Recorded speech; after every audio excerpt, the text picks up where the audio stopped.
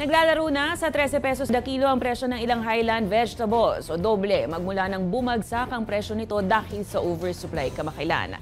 Ang vegetable bowl of Pangasinan naman na Villasis nagpapatupad na ng crop rotation para maiwasan ang pagbaha ng supply ng gulay mula sa probinsya o yung mga lowland vegetables na ngayon abot na sa triple ang taas presyo. May balitang A to Z si Ace Cruz.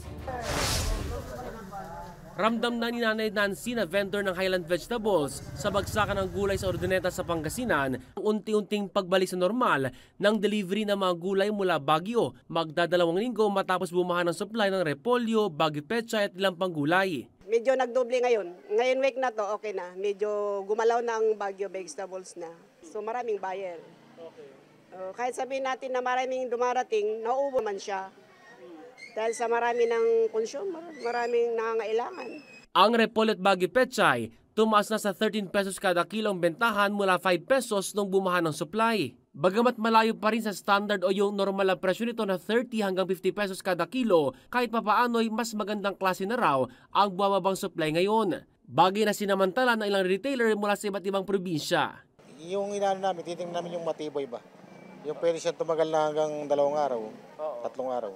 Ngayon babalik normal lang Highland Vegetables, umaaray naman ang ilang consumer sa presyo ng lowland vegetables na naging triple ang presyo o kung baba man, mabigat pa rin sa bulsa. Bis na kuha ka ng 5 bundle, 2 lang, ganun.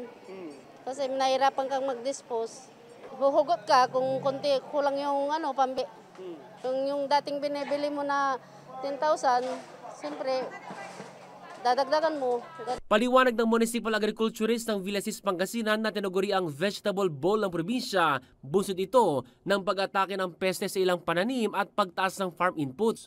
Pag ganitong time na medyo mas madalas yung patubig, mas madalas yung pagpuksa ng pest and diseases, so most likely mas maikukuha natin yung adjustment ng production.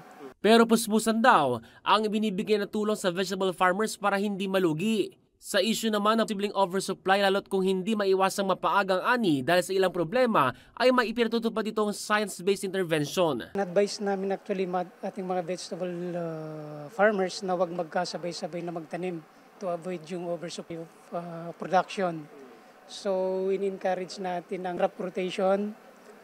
Like after ng vegetable, pwede silang magsingit ng corn. Bagay na sinugundahan ng agri-group na Philippine Rural Reconstruction Movement dahil kung tutuusin, hindi lang naman ngayon nararanasan ang pagbaha ng supply. Kaya tama lang daw ang pinailang crop rotation at dapat nakaangkla ang pagtatanim sa recurring patterns na predictable na naman.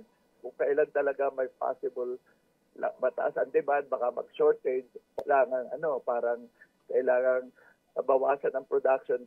It should be production and market calendar, hindi calendar ng semestral, quarterly, and annual.